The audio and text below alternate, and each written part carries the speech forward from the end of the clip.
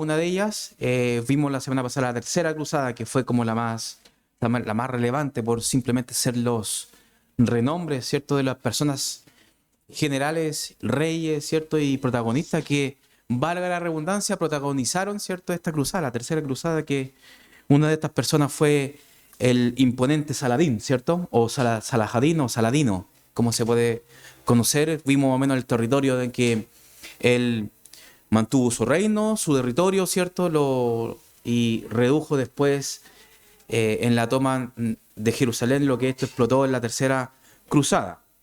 Vimos también lo que es la diferencia de los guerreros templarios, ¿cierto? Hospitalarios y teutónicos, ¿cierto? Vimos simplemente una reseña, una diferencia, porque no lo habíamos visto, pero es importante también conocerlo respecto a su implicancia, y hasta el día de hoy solamente los hospitalarios son los que se mantienen como una fundación sin fines de lucro, ¿cierto? Como una asociación, en este caso, de ayuda, hasta el día de hoy, ¿cierto? Los demás simplemente quedaron pasaron, ¿cierto?, de largo, no se quedaron obsoletos y no continuaron, ¿cierto? Sabiendo que en estos hombres habíamos muchísimo, y sobre todo, ¿cierto? ¿Cuál es la palabra? Que se me va la palabra, que es abusos. Los abusos en este caso, tanto político y económico, que ellos tenían. Mucho poder tenían estos hombres. Y así fue también como tal vez inició. Vamos a ir nuevamente como detrás para adelante, ¿cierto?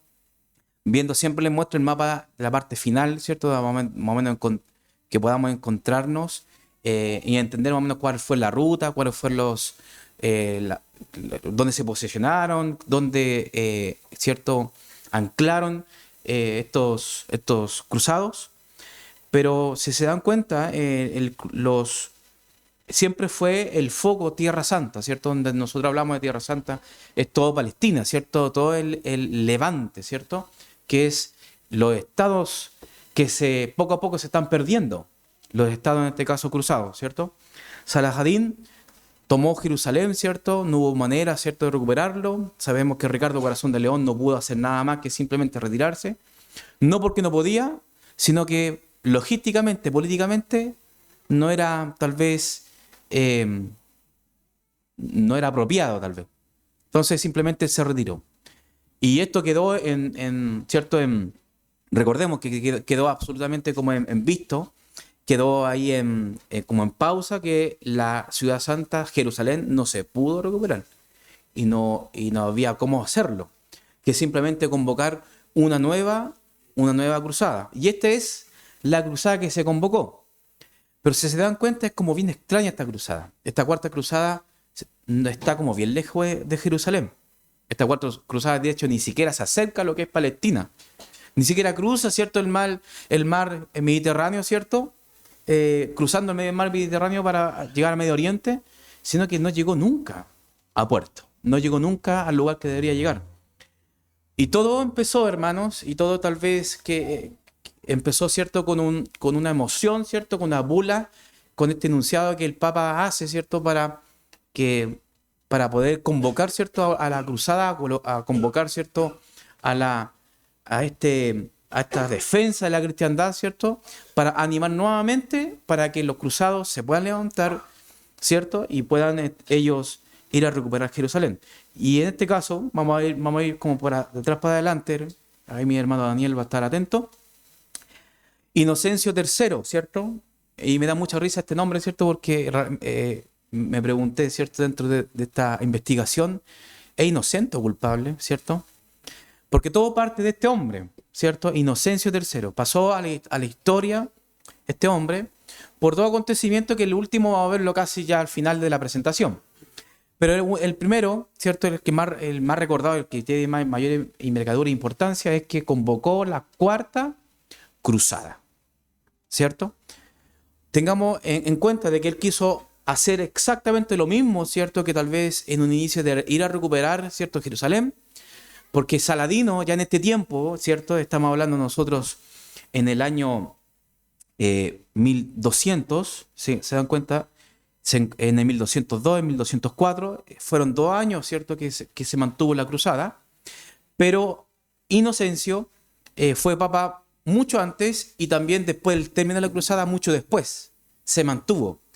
Pero en su periodo de gobierno, donde más fue álgido el ambiente, fue justamente en la cruzada. Lo convocó, ¿cierto?, a una cruzada como un compromiso, su nombramiento, ¿cierto?, casi como una promesa política, ¿cierto?, una promesa de campaña política. Dijo que iba a recuperar Jerusalén. Entonces él cumplió en ese caso su promesa y para ir en la convocación, ¿cierto?, de ir a recuperar Tierra Santa. Lamentablemente, ¿cierto?, bueno, ahí se dan unos avances, no le fue muy bien a esa cruzada, al punto que se descontroló. Inocencio hizo todo tal vez lo humanamente y lo que estaba dentro de su jurisdicción para controlar lo que estaba sucediendo, ¿cierto? Camino, en este caso, a Egipto. El plan inicial, hermanos, de las cruzadas, ¿cierto?, de esta cuarta cruzada, era primeramente ir a Egipto para hacer como un golpe estratégico, ¿cierto? Un golpe, en este caso, para desmoralizar y desorganizar un poco al enemigo, ¿cierto? Porque Egipto era prácticamente como un abastecimiento completo para el Medio Oriente. Entonces, darle un golpe entonces a Egipto para que ellos no generaron una repercusión hacia el norte.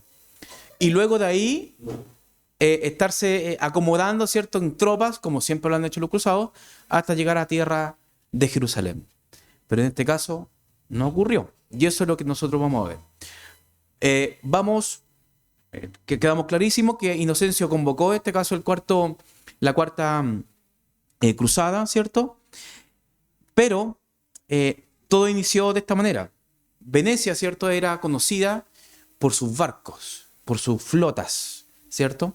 Por la construcción, la capacidad de la construcción de estos botes gigantes, tal vez, que ahora nosotros lo conocemos tal vez como barco, por tener un motor, ¿cierto? Pero en este caso eran como especie de balsas, que habían unos remos, ¿cierto?, donde ellos podían cruzar y tener más agilidad, tal vez, para desplazarse, no por tierra, sino por mar, y evitar así, tal vez, montes y relieves, ¿cierto? Y tanta geografía que hay por esos lados, ¿cierto? Entonces, ¿cómo inició todo? De que al inicio, ¿cierto?, de la convocación de la cuarta cruzada, los propios cruzados fueron a Venecia, a generar a conversar con ellos y decir, ¿sabes qué? Necesitamos nosotros una cantidad de barcos porque necesitamos hacerlo, ¿es cierto? Y cruzar nuevamente y cruzar el mar lo más pronto posible, ¿cierto? El mar Mediterráneo y todas las penínsulas, ¿cierto?, que lo convocan. Y efectivamente Venecia dijo, o los venecianos, ¿cierto?, dijeron que sí, perfecto, nos vamos a tomar, en este caso a tomar el pedido, por así decirlo, y vamos a hacer una cantidad de flotas, pero estas flotas tienen cierta cantidad de dinero. Y como ustedes bien saben, todo esto era a mano, ¿cierto? No era algo con máquinas, no eran máquinas industriales, ¿cierto? Sin una producción igual limitada. Entonces, para cumplir con toda la cantidad de flotas, ¿cierto?, y de barcos, ¿cierto?, que se necesitaban, tenía que ser un tiempo determinado para construcción. Y eso se demoró aproximadamente un año entero. Los cruzados ya estaban desplegándose, se estaban reuniendo ya en Roma, ¿cierto?, y por lo largo de Italia, para ir a Venecia, que está en el norte, en noroeste. Entonces, luego que ya pasó un año y los venecianos, ¿cierto?, dijeron, ok, ellos subieron hacia el norte, ¿cierto?, para llegar y tomar los barcos y hacer el pago. Pero ¿cuál fue el problema ahí? Que en este caso los cruzados, en el tiempo que transcurrió durante un año, empezaron a bajar el número de personas que estaban convocándose. Al punto de que se piensa de que fue casi la mitad de los cruzados que por el tiempo transcurrido se bajaron tal vez de la campaña, que en este caso la moción del Papa, en este caso la cuarta cruzada. Se bajaron. Y al bajarse, obviamente que van a necesitar menos barcos, pero los venecianos ya hicieron el pedido, hicieron los barcos, y ahí hay una deuda, y me tienen que pagar, ¿cierto? Pero como todo esto, todo es dinero, ¿cierto? Y yo creo que el punto muy importante de lo que sucedió en la cruzada fue netamente la ambición. Los venecianos le propusieron lo siguiente en este caso a los cruzados. Ya que están a un 50%, ¿cierto?, de su capacidad y ustedes me hicieron hacer barcos, vamos a hacer un negocio. Y este negocio es súper simple. Hay un puerto mucho más abajo en el sur, no, claro, en el sur oeste, que es un puerto que se llama, que está bajo la jurisdicción del Imperio Húngaro, ¿cierto?, del rey Emérico. Y este rey tenía bajo protección un puerto que se llama Zara. Y ese puerto, ¿cierto?, que era también importante, tenía conflictos de intereses con Venecia o con los venecianos. ¿Y qué ocurrió? De que Zara, ¿cierto?, era muy importante en este caso para los venecianos, entonces hicieron una especie de tratado. Perfecto, como tú eres deudor de mí, o sea, hablando de los cruzados, los venecianos dijeron, ustedes son deudores en este caso de nosotros, entonces les voy a pasar todos los barcos, también los voy a acompañar también en esta cruzada, pero vamos a ir a Zara y vamos a invadirla, porque la necesitamos. Entonces aquí ocurrió algo bien importante, porque en Roma el Papa Inocencio le llegó esta noticia y el Papa Inocencio dijo efectivamente que no, esto es lo que están pensando, o lo que los venecianos, ¿cierto?, dijeron o propusieron, era totalmente inapropiado. ¿Por qué? Porque los húngaros, ¿cierto?, por el rey Emérico, es cristiano, era católico, ¿cierto? Entonces tenía, en este caso, era abiertamente cristiana. Entonces, si los cruzados tomaban Zara, se iban a enfrentar con este rey. Y al ser esto iba a ser un conflicto totalmente fuerte, ¿cierto?, una guerra entre la cristiandad. Y el Papa no quería en este caso que ocurriese esa situación. Pero algo pasaba con este grupo de hombres que en realidad eran incontrolables, no había una cabeza muy clara, ¿cierto? No había un personaje como Ricardo Corazón de León que era capaz de contener, ¿cierto?, a sus soldados. ¿Y qué sucedió? De que ellos realmente lo único que hicieron, dejaron en visto tal vez mensajes, ¿cierto?, del Papa Inocencio, y ellos simplemente dijeron que sí. Como ellos eran deudores también de los venecianos, tuvieron que asumir esa deuda porque en realidad quedaron al 50%. Entonces zarparon, hermanos, a Zara. Zarparon a Zara y tomaron la ciudad. Tomaron la ciudad y fue también un acto, en este caso, muy poco político, ¿cierto? Porque en realidad lo que hicieron era tomarlo para los venecianos y generar esta lucha entre cristianos. Aquí empezó la lucha entre cristianos. De hecho, la Cuarta Cruzada se titula, como por así decirlo, la lucha entre cristianos, entre propios cristianos, ¿cierto? Sabemos que cuando hablamos de cristianos, hablamos de este cristianismo nominal, cristianismo católico, ¿cierto? De que ellos se autodenominaban cristianos, no se comportaban como cristianos, pero era supuestamente para la realidad de ese entonces como cristianos, ¿cierto? Bueno, ¿qué sucedió? De que los cruzados no tomaron en cuenta en este caso lo que dijo Inocencio y simplemente lo tomaron, ¿cierto? Lo tomaron para ir por la deuda, en este caso, de los venecianos que hicieron estos barcos, ¿cierto? Luego de esto, y en medio de esta circunstancia, hubo unos personajes también que en medio de esta travesía, que iban de viaje, ¿cierto?, estos hombres a Zara, salió, en este caso, al escenario, que es Alejo. Alejo IV, su padre Isaac II, y Alejo III, que es el tío, en este caso, de Alejo IV. Aquí hay un conflicto, hermanos, de intereses familiares. Porque cuando estaba invadiendo Zara, cuando ya tomaron Zara para sí, los bizantinos escucharon, o estaban pendientes, ¿cierto?, de lo que estaba sucediendo como al lado, un poco más al norte de su puerto, y se dieron cuenta, en Damasco ellos estaban, ¿cierto? Estaba en este caso Alejo IV, pero cuando llegó esta noticia que estaban los cruzados, él se quiso contactar con ellos. Y les dijo, ¿saben qué? Necesitamos que ustedes nos ayuden, ¿cierto?, a tomar y a reeducar a mi tío, en este caso Alejo III, que es el personaje que estaba actualmente en Constantinopla. Y eso es algo que tal vez quedamos recordar. Para Italia era Roma, ¿cierto? La capital, ¿correcto? Y para los bizantinos, la ciudad más importante para ellos siempre va a ser Jerusalén, pero para ellos como capital fue Constantinopla. Entonces, ¿qué sucedió? De que Alejo III, el tío, estaba en Constantinopla, estaba gobernando, porque sacó a su hermano Isaac II y ellos estaban en Damasco. Entonces, Alejo IV vio los cruzados que venían, ¿cierto?, en camino y hizo una negociación con ellos. Y esa negociación, ¿cierto?, les prometió una fortuna, ¿cierto?, en este caso de sumas de dinero, apoyo militar y sobre todo a los cruzados que eran romanos, a los cruzados que eran católicos, ¿cierto?, a los cruzados que eran del occidente, les insinuó, ¿cierto?, a ellos como bizantinos, ¿cierto?, siendo parte en este caso del Imperio Bizantino, informalmente le dijo o le insinuó la reunificación de las iglesias, incluso bajo la jurisdicción y comando y autoridad de Roma. Entonces fueron 3 promesas que hizo. Les doy hombres, ¿cierto? Les doy hombres para su causa, fortuna, ¿cierto? A toda la fortuna que ustedes quieran, y más aún, juntarnos, ¿cierto?, como imperio, pero que sea Roma la que dirija. Entonces, para los cruzados era exactamente una oferta que ellos, como se dice, no pueden rechazar, ¿cierto? No podían rechazar esa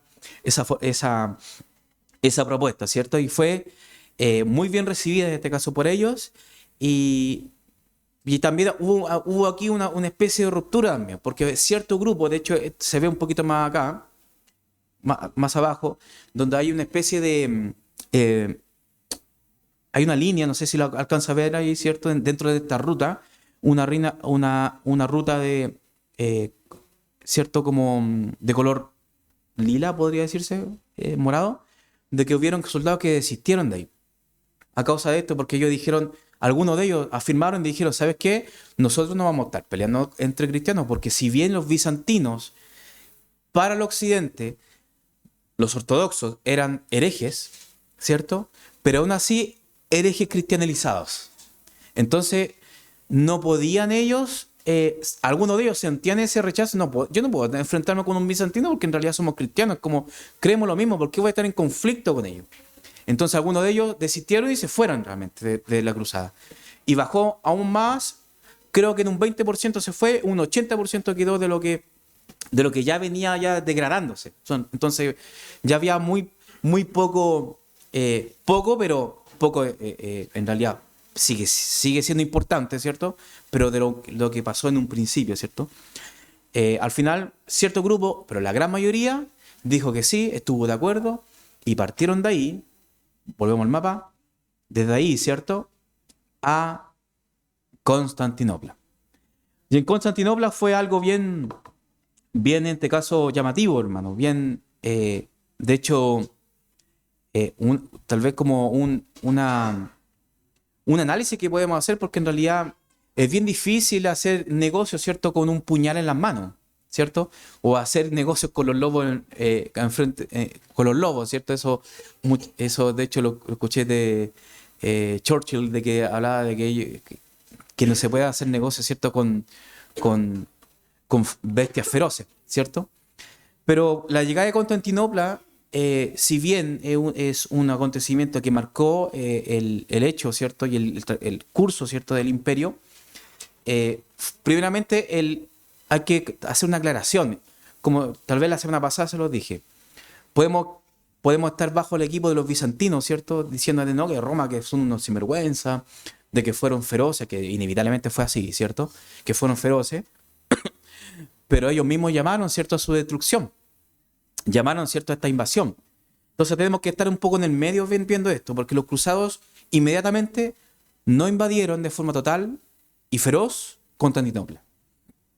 Lo que sucedió primero es que acompañaron, ¿cierto?, como una especie de aval, su presencia, ¿cierto?, a puertas de Constantinopla, golpearon la puerta, ¿cierto?, y pidiendo la rendición, en este caso, de Alejo III, que ellos le decían Ángelo o Ángelo, ¿cierto?, que es una especie de rey, para ellos como bizantinos.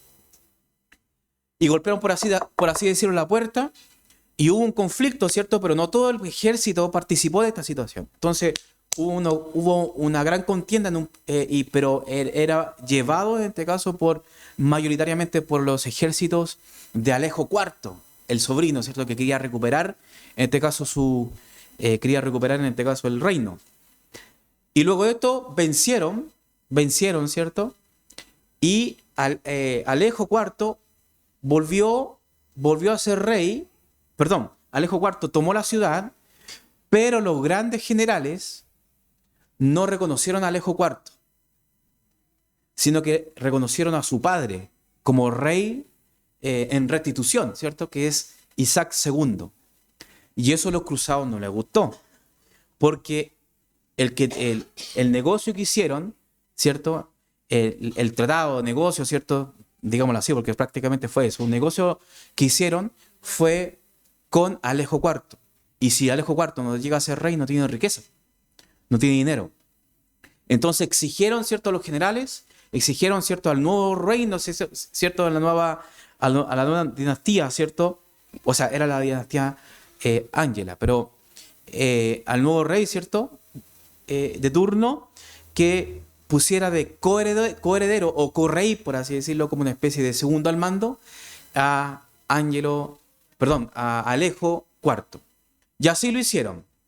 Pero la gente estaba en Constantinopla, aquí directamente la gente de Constantinopla, el pueblo, ¿cierto?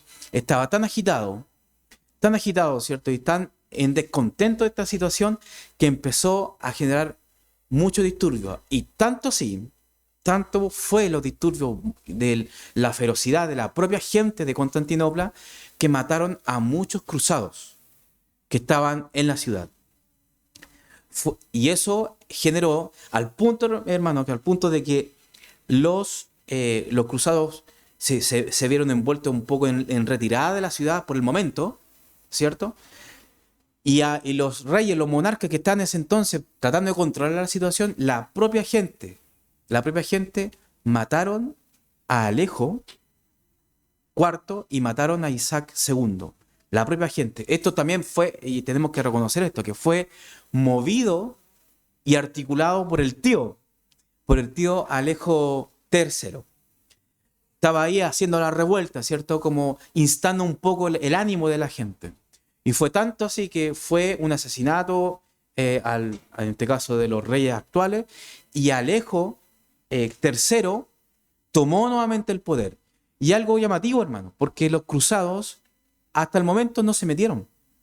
Hubo una masacre con ellos, ya perfecto, ellos se retiraron, por así decirlo, quedaron al margen de la situación, como por fuera del reino, mirando la situación, a ver si se controlaba, cómo se ordenaba el tema, y Alejo III tomó el poder nuevamente, y la gente lo reconocía como rey. Perfecto, entonces los cruzados fueron nuevamente a Constantinopla, que estaban afuera del reino, golpearon la puerta y preguntaron: Alejo, nosotros tenemos esta deuda y te la estamos cobrando a ti.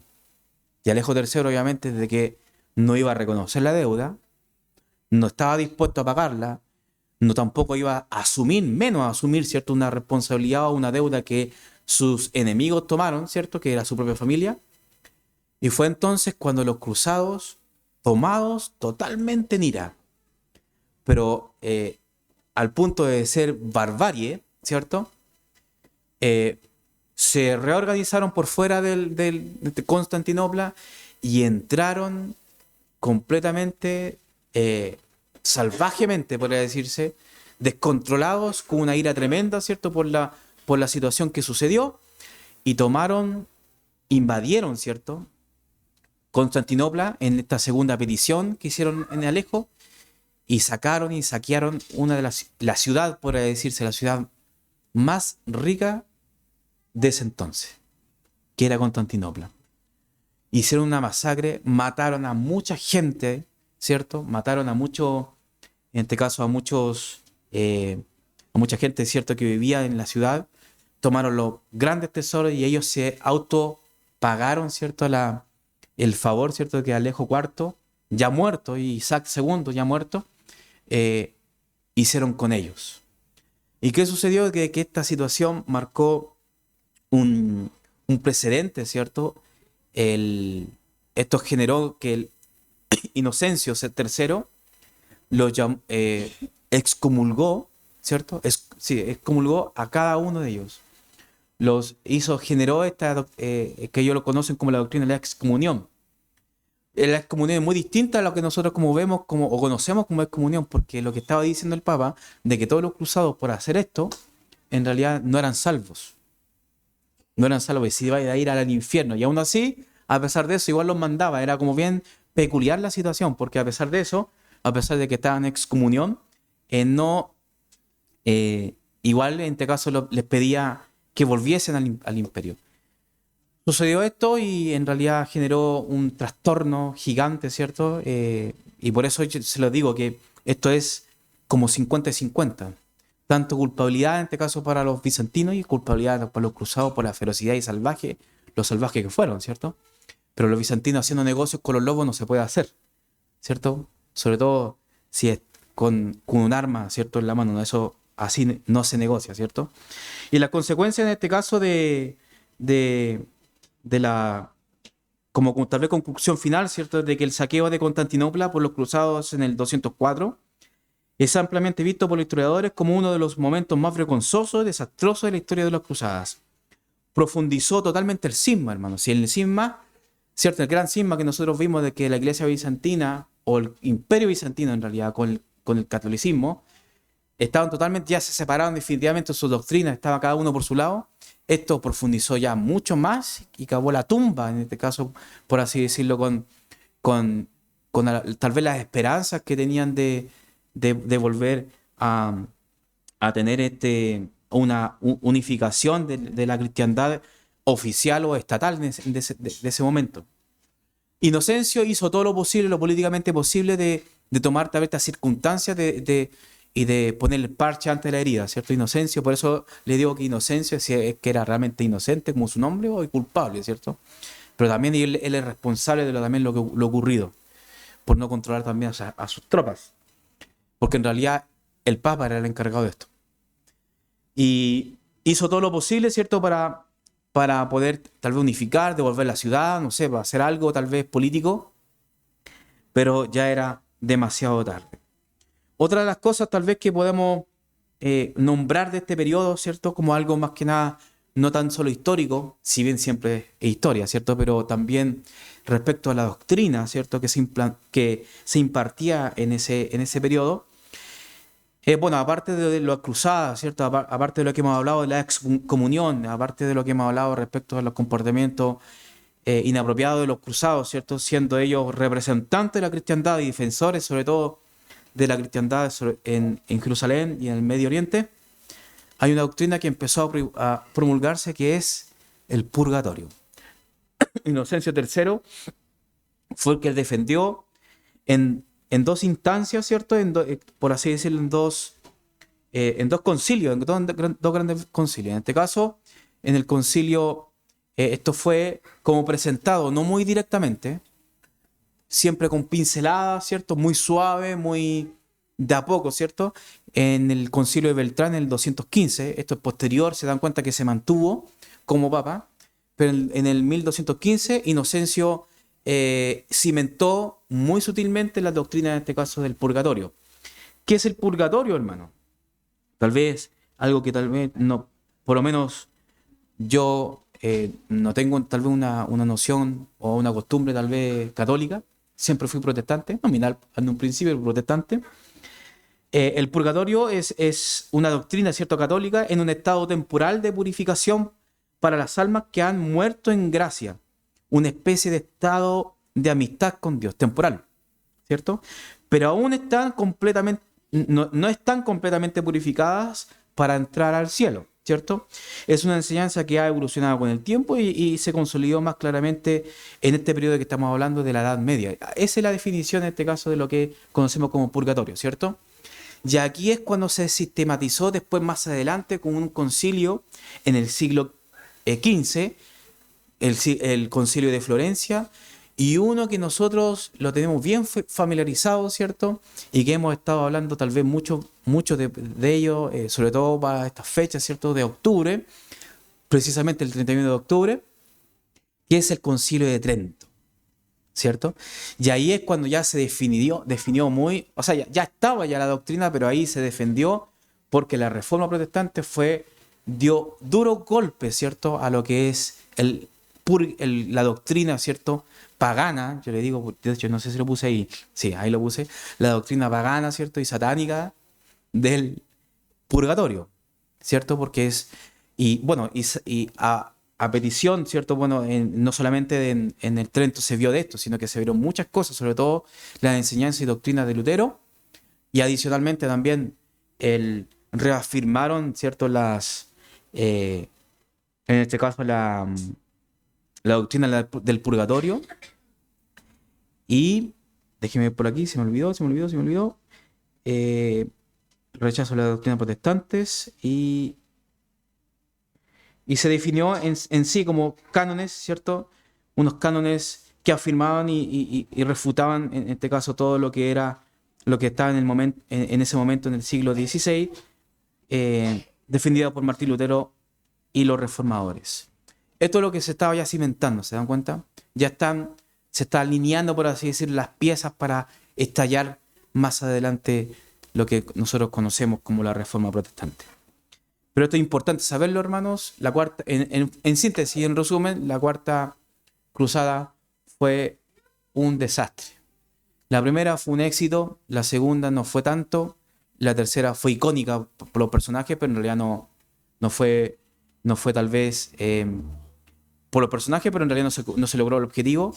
Y aquí fue un desastre, una vergüenza tal vez mundial lo que acaba de ocurrir, porque no se recuperó Jerusalén, que era el objetivo, y aún así acabaron con Constantinopla. Entonces fue algo terrible lo que sucedió en ese entonces. Así que eso, mis hermanos, dudas, consultas, preguntas, eso es lo que tenía preparado para hoy.